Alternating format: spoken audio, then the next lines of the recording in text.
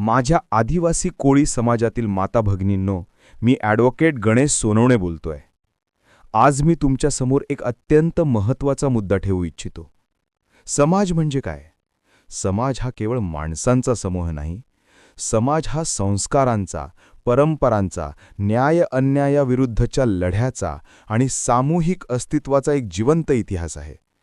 आणि या समाजाची पायाभरणी, शिस्त हे सर्व एका स्त्रीवर उभे आहे. एक स्त्री म्हणजे दोन कुटुंबांना जोडणारा सोनेरी धागा. तिच्यामुळे दोन वेगवेगळ्या घरांचे एक नवे घर निर्माण होते.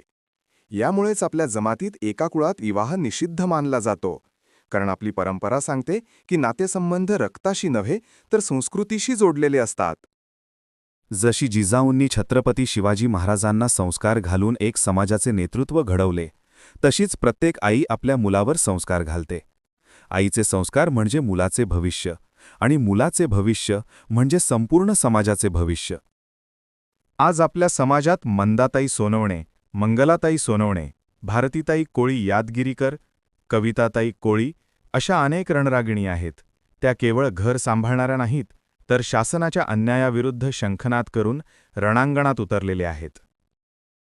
स्त्रीकडे घर उभं करण्याचं सामर्थ्य आहे आणि सत्ता उलथवून टाकण्याचंही सामर्थ्य तिच्यातच आहे.